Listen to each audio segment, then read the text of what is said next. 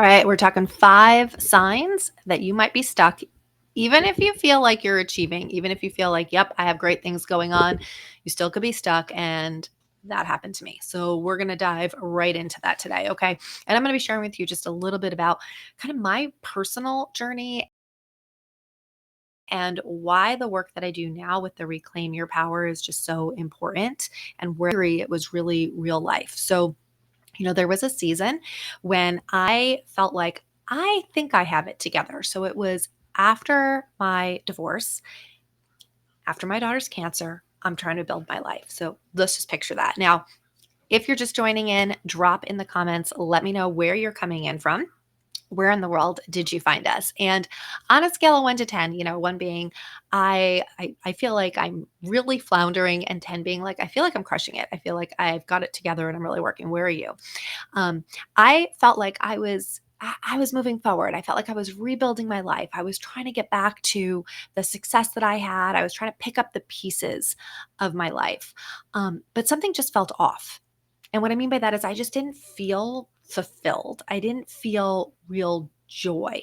I didn't feel real peace or contentment. And I just kept thinking, well, I just need to get back. I just need to get back. I just need to hit another level and then I will experience that. So I don't know if you've ever seen that. I feel like something in my mouth. Um, but here's the thing, I didn't understand the concept of basic needs, what really drives you in life. I had never heard that. I didn't really understand what it was. And so here I am, I'm thinking, well, I'm connecting with people, I'm meeting with people, and, rebuilding my business. But things just, again, they just felt off. Have you ever felt that way? It's like something, you wake up and you're like, why do I just not feel that peace? Why do I not feel like the needle is moving? Well, I'm at this conference, and this is so embarrassing. So I'm at this conference, it's like more of a workshop, and a mentor is working with all leaders.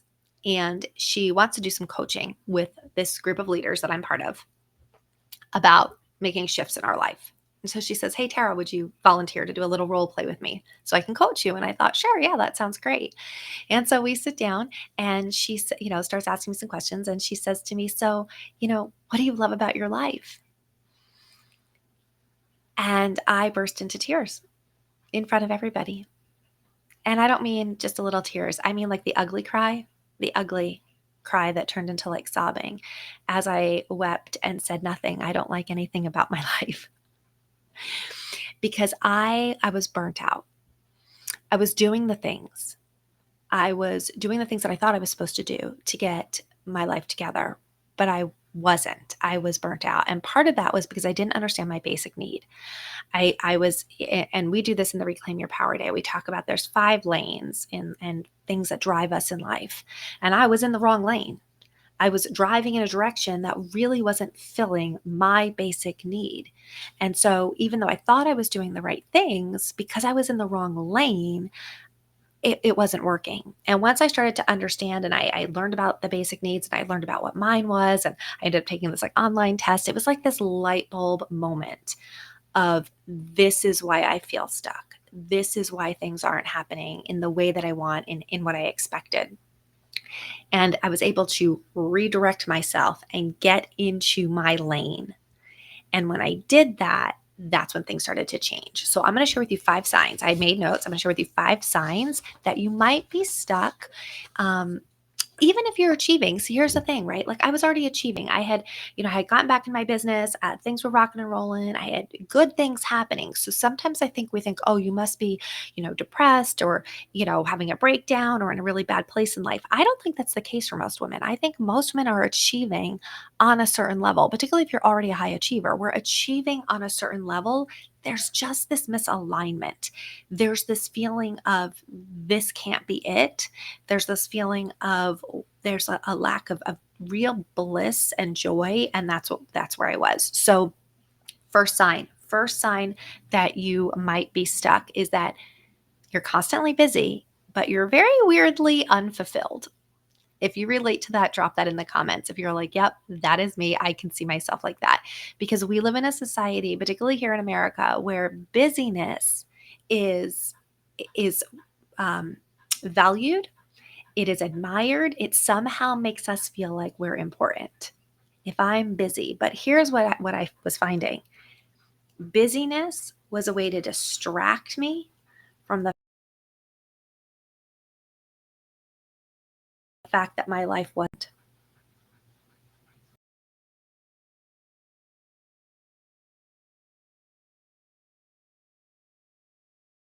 to remember those dreams that weren't, I was dissatisfied. I didn't have time to think about the things that I really wanted because I just kept myself busy. And realistically, I was a single mom, a full-time single mom running a business. I had a lot to do. I had a kid who had a lot of medical needs. It was easy to stay busy. But here's what was happening is I was getting stuff done. And tell me if you relate to this. I was getting stuff done, but it wasn't really moving the needle. And when I mean moving the needle, you'll hear me use this phrase a lot, moving the needle into the direction that I wanted my life to go in.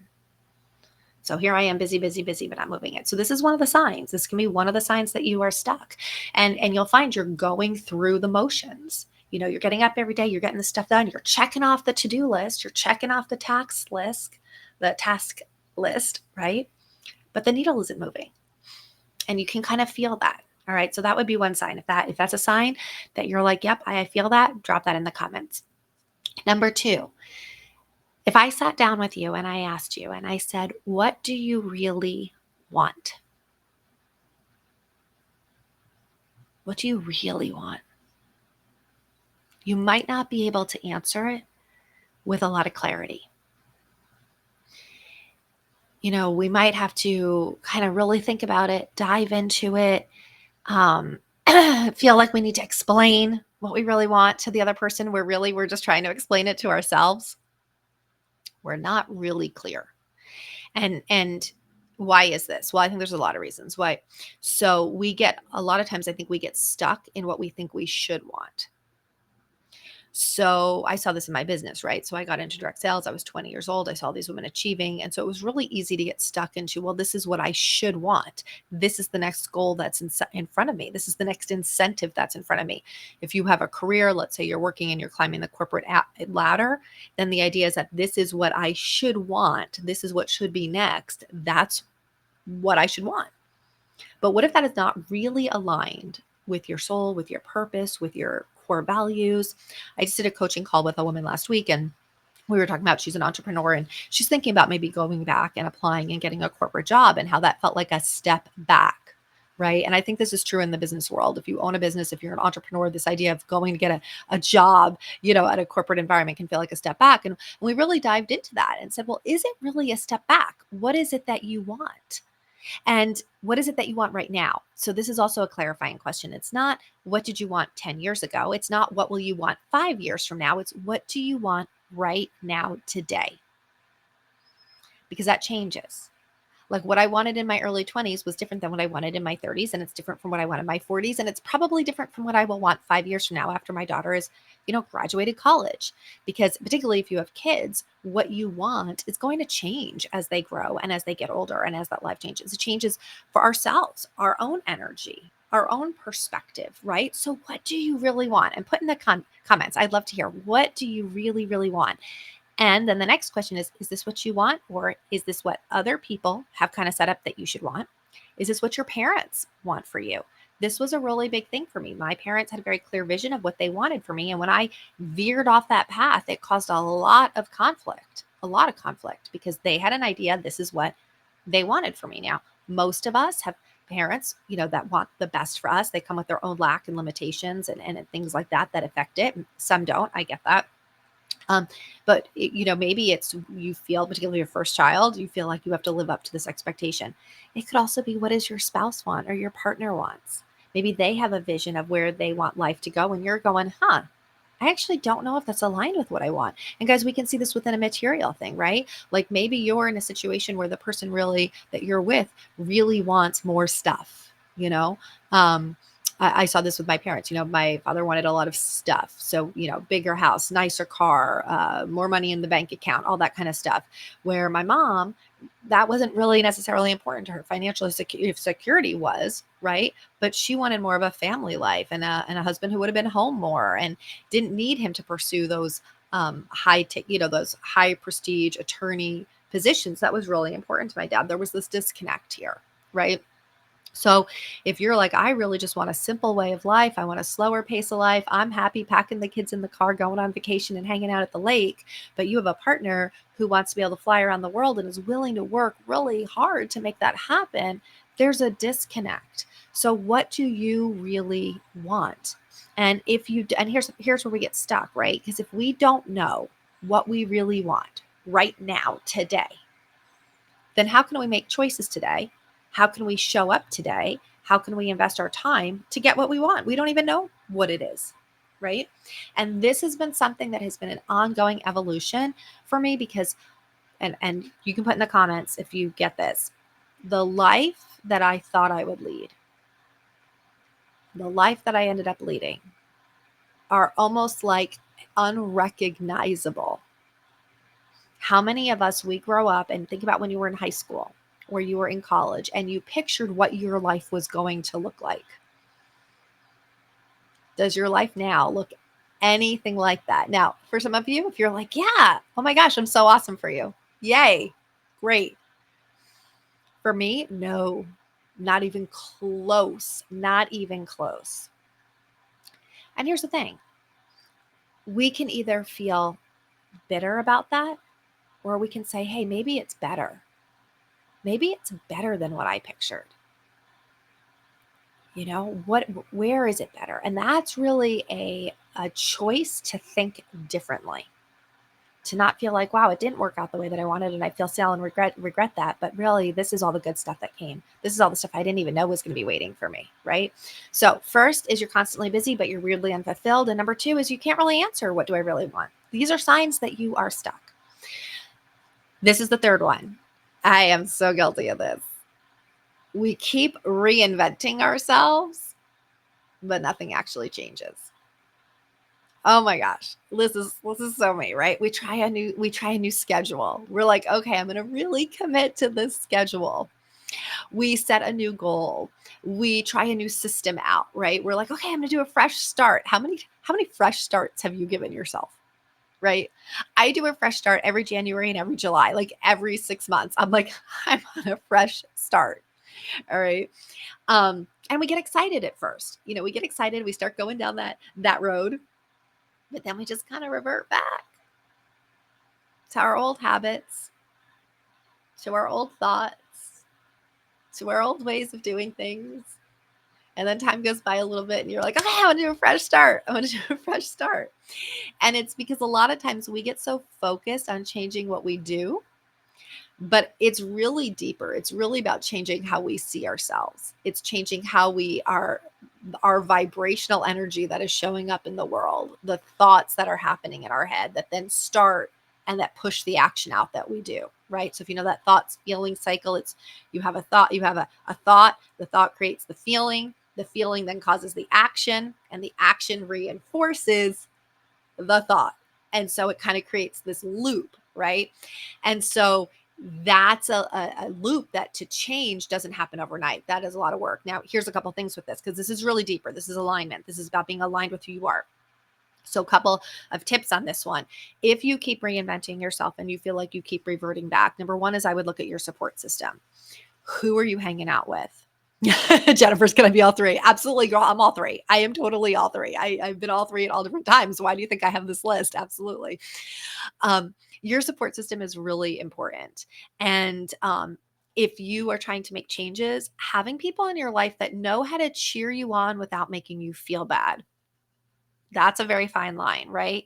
Because we need accountability, we need support, but we don't want to be where people are shaming us or making us feel guilty, particularly if you already have those feelings. Like, I know I'm somebody who can already be super hard and critical of myself. And I already know that when I don't live up to the expectation that I have, I will beat myself up worse than anybody else can. So if I have somebody in my life who then is kind of like feeding into that, well, you said you were going to do this and you didn't do this. And but I wanted you said you were going to do that and you didn't do that. That is not good for me. That is going to do more harm than damage and more harm than good, right? So, having a support system, and sometimes it's telling people how you want to be supported. But also, are you around people who are growth mindset oriented? Are you around people who believe that they can be a better version of who they are, that they're constantly growing? Or do they just think, hey, I've arrived. This is it. This is the best as I'm going to get. This is who I am. Right? Like, we are constantly growing or we are dying. There's like no in between in the world. Right? So are you around people who have this growth mindset? They're constantly growing. They're constantly evolving. So that could be it. The other is that there could be some self sabotaging going on. There could be some work that you need to do on really figuring out why there is a disconnect between what you say you want and what you're actually willing to do. And a lot of that has to do with how we think about ourselves. So, this is like when we get into the Reclaim Your Power Day, we do a lot of work on like, what do you actually think about yourself? And sometimes that's painful. Sometimes that's painful to admit there are things that I think about myself that hurt when I think about it. I just had this recently. I've been doing some work and trying to unpack some stuff that had happened in the last year, and kind of been like, why am I hitting this wall? And I had this moment where I realized, wow, in my head, I logically know that I shouldn't feel this way, but in my heart, I actually do feel this way. And that was a really hard. I got very emotional. I was like, oh my gosh, I actually really do feel this way about this situation, even though I know in my head I shouldn't feel this way. I know this is not my fault. I know that this is, not about me. This is about them. But it didn't necessarily, just because I was aware of that, didn't mean that it changed how I felt. So sometimes there's limiting, people call them limiting beliefs, but there's like a self sabotage going on. And that's why you can do things initially because you're excited and you have a little bit of momentum going, but the sticking with it is really hard. Okay. Because it's really about getting into a deeper alignment and really unpacking a lot of stuff to say, okay, what do I need to do? And then sometimes it's simply setting up some habits and shifting habits so that we set ourselves up for success. And that's where a lot of times, like a coach, having accountability and having somebody who's walked that walk can really be helpful, because it can be a really small shift of like, okay, do we need to work with a plan sheet? How are you organizing your tasks? How are you setting up your day? We know that we only have so much willpower. We wake up in the morning with like a certain amount of willpower. And so if by the end of the day, like I noticed this for me, once it gets to be about like 9 o'clock at night, I'm making terrible food choices because my willpower is gone at the end of the day. So how do you set yourself up? And that's where sometimes having some, coaching or support and things like that can really make a difference, because you can stack the odds in your favor. Okay, number 4. Your outer life, what people see on the outside, doesn't match your inner truth. So you've built a life that looks good, but it really doesn't feel like you. This is how I was before my divorce. So I was in this crazy lifetime movie type marriage. I was married to somebody who literally was a fraud from the day we met. He made up jobs that didn't exist, schools that didn't exist, people that didn't exist, trauma that he experienced that had never happened. I mean, it was like lifetime movie. And so in my 20s, I'm in this situation where something, fell off. Like it was just, you don't realize you're being manipulated when you're being manipulated, right? That's the hard part, right? You don't realize somebody's gaslighting you when they actually are gaslighting you. And that term is being thrown around a lot recently. It's really offensive, by the way. Super offensive, because everybody feels like, oh, you're gaslighting me. No, gaslighting is a very deliberate, narcissistic, manipulative attempt to make the other person think that they are actually mentally ill. So we need to stop just throwing that around. Okay. That's not what just because somebody says something that you don't like doesn't mean you're being gaslit. It's a real thing. And so when you've experienced that, coming out of that, it's almost like being brainwashed and having to be unbrainwashed. It's traumatic. It's horrible. I've had to go to a lot of therapy about it, but it's like your brain, you actually don't trust your own brain anymore. And so here I am in this situation, right? Um, I've got, and it was almost like being underwater. It was almost like not even really being aware of what was going on, but just kept getting more and more anxious, more and more anxiety. I remember at one point, this is so sad. At one point, I literally had hives, little red dots, little teeny, like almost like somebody taking a little print, like a rash all over my body, because I had so much anxiety that I was getting covered in hives. My hands would itch. But I didn't know what was causing the anxiety. I thought it was me. Like I literally thought it was me. I thought I was the problem.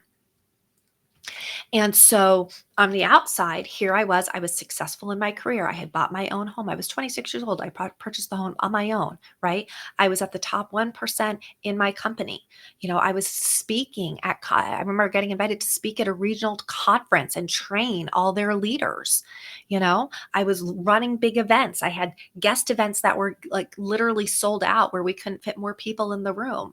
I had just had a baby. Like on the outside, it looked like I was, super successful. But on the inside, I was covered in hives. I was getting anxiety. I remember driving one time and like running over a curb and being like, oh my God, like I can't even drive. Like, what is wrong with me? And it was only, and quite openly, I'm very open with my story. It was only after I ended up very clinically depressed, and went to a doctor and went down and got mental health medication and started to take care of my brain, that I was able to kind of step back, see the situation for what it was.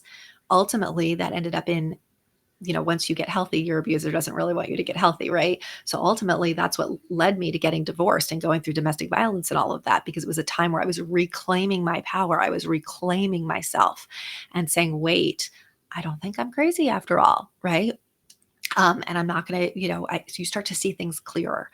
But if your outer life doesn't match your inner truth, if who you are on the inside, and if you're like trying to make it look good on the outside, this could be your social media. Now, it doesn't have to be as extreme and dramatic as mine was, right? But this could just be on a social media level. I remember moving back from Colorado to New Jersey, and I was trying to get my life back together, and I was so miserable here, and I didn't want to be here, and I missed my life in Colorado. And a friend of mine messaged me, and she said, oh my gosh, I saw your stuff on Facebook. It looks like you're so happy. It looks like things are so working out so well for you. I actually called her. I was like, girl, just so you know, I am not happy. I am miserable. Do not let the lie of social media tell you that. I don't know why I felt like I had to call her, but I felt like, you're my friend. You need to know this is not true. So, what is it that you're portraying? Does everybody around you think you're perfect? And I will say, the best part of having your life fall apart that I learned is you no longer have to look like you're so perfect. It's very freeing. I no longer try to look like I'm so perfect. I no longer feel like I need to say I have it all together. I don't, right? I just do the best I can. I just do the best I can. So is your outer life not matching your inner truth? This could also be spiritually. Do you have a deep calling, a deep spiritual calling to be grounded, to be connected, but you're not? You're not doing anything to feed your spirit, maybe. And that could be, going to a church or going to a temple or going to a meditation class or spending time in prayer or journaling or, whatever that looks like for you that feeds your spiritual need. But maybe, hey, I have this deep spiritual need, but I don't actually do any of those things. Or maybe you're like, I have a deep need to be connected. I'm an extrovert. I have a need to be with other people, but I'm just so busy checking all the stuff off my to-do list. Remember we talked about in the beginning, I'm just so busy taking care of all the obligations that I think I should do that should make me happy, but I'm so lonely. I'm so disconnected. And then what's the fifth sign? The fifth sign is you are waiting for the perfect time to start. I'm going to change my life when. I'm going to step into my power when. Right now I'm just getting through a season. I'm just getting through some chaos, but once this is over, I'm going to. And I think there's a very fine line. And I just had a conversation with somebody about this. There are true times in our life where we are in crisis. I don't mean chaos. I mean crisis. Those are two different things. So for an example, when my daughter was going through cancer treatment, that was crisis. I lived in a hospital. It was a crisis. You're in the midst of a really traumatic divorce. That could be a crisis. You have a parent who just had a heart attack and you're dealing with that. That could be a crisis. But a crisis is a temporary situation. Chaos can just be how you live your life. Chaos can just be, I just am constantly feeling overwhelmed and constantly in chaos. I constantly feel like I have more to do than everybody else in the world. And then you could go back to say, well, why did you create that? Why did you set your life up like that? What are you avoiding? What are you using all your busyness to make you feel important or good? Right? These are hard questions to ask ourselves. These aren't easy questions. Right? And so sometimes even I'm going to get my stuff together. I'm going to get myself together. I'm going to take my power back, but I'm going to do it when? It's actually just fear. It's procrastination. I don't really have to want to unpack that stuff. I don't really want to ask myself the questions of what do I really want? I don't really want to have to not be busy enough that I can think, that I can start to feel things. Okay. And so we do all these things to do. So how do we bridge a solution? How do we get good? And here's the thing, if any of those, and some said all three, but how many of those do you connect with? Is it one? Is it two? Is it all of them? How many do you connect? Because these are signs that you're stuck. And here's what I know. You do not belong stuck. there is a bridge there is a way to bridge from where you are to get to where you want to be on the other side. And you do not need to stay stuck. Okay. That does not need to happen. This is what we do in this Reclaim My Power Day. I don't want to stay stuck. I want to get from where I am to where I want to be.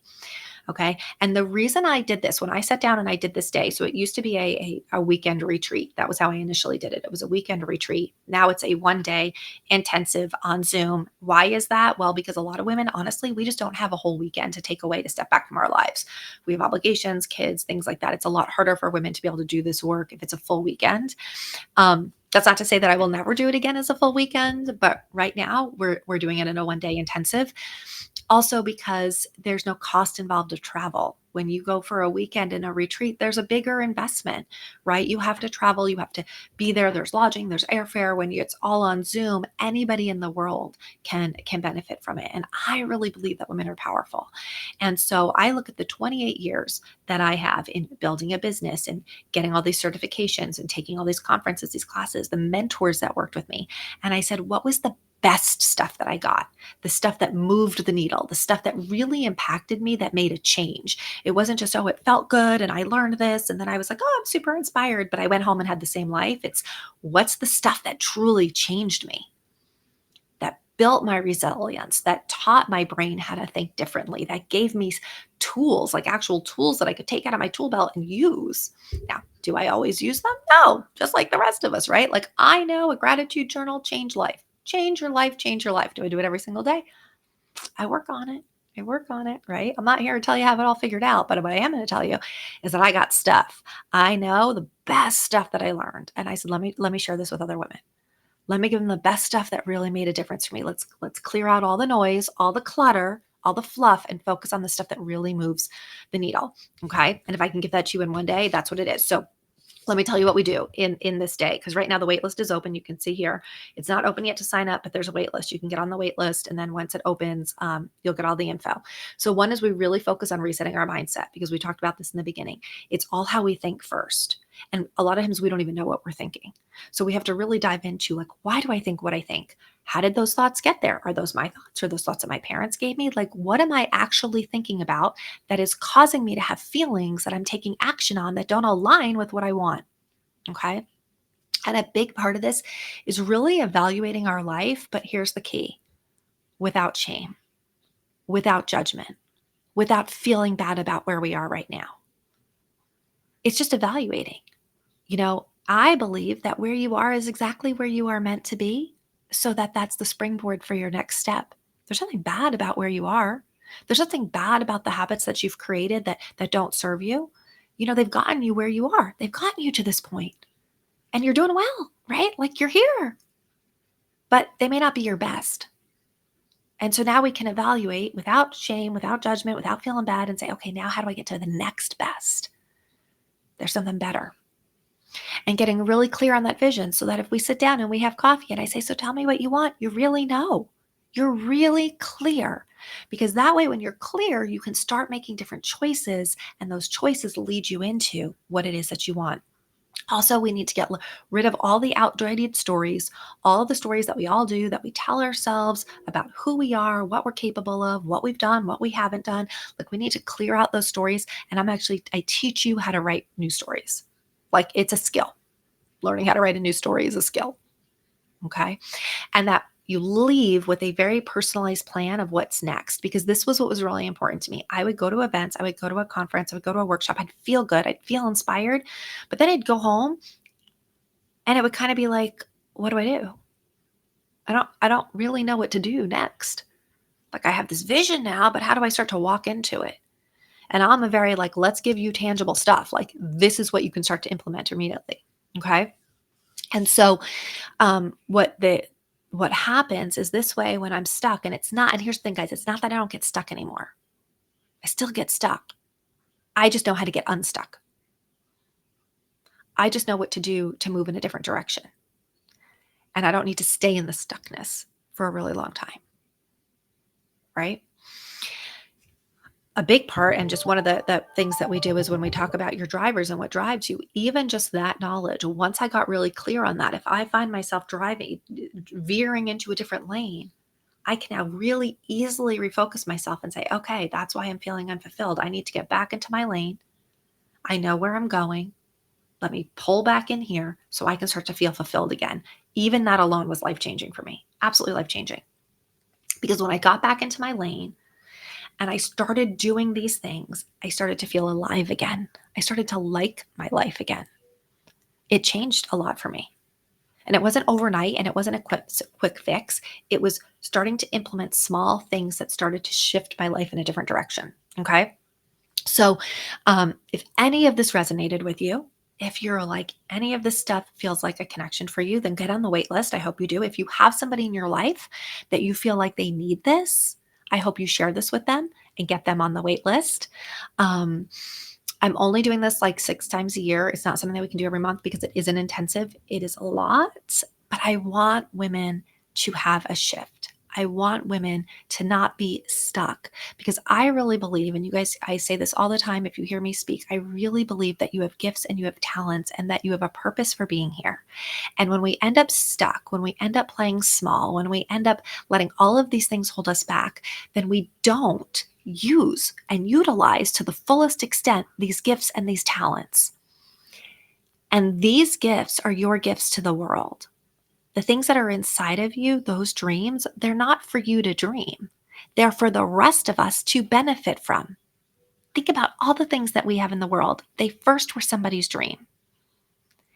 And so if we stay stuck and we never dream those dreams, they die with us. Those dreams die with us. And the world, me, my daughter, the rest of us, our community, your neighborhood, your town, your children, your family, none of us benefit from those gifts that you were meant to bring through the world. That's heartbreaking. That's heartbreaking. And so if this can move the needle for you, if this can get you unstuck, then that's what I'm here for. And I'm just going to wrap up with this little quick statement. You were not meant to just survive. You were meant to live a life that reflects your strength, your joy, and your truth. And so now it's really time to reclaim that. If you have questions, if you're like, I am stuck in one place and there's something that I can answer, please drop that in the comments. I do go back, I read all the comments. If you want to connect with me and social media. And just on a side note, if you are looking for a community, I did mention that it's really important, like the community that you're with. My community is the Hey Girl You Can community. And so if you're like, I need more of this, I need to really grow into the best version of myself, that is another way that you can do that. You can get plugged into, it's just heygirlyoucan.com. You can go there and check it out. We still have, I think we have 8 founding member spots left. So you can check that out too. But I hope something has ignited a spark in you to make a shift. And if it's a small spark, that's where it all starts. So I will be back next week. We're going to be diving into another step on this.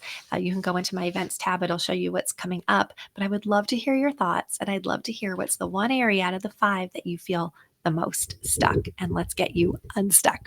Have a great afternoon.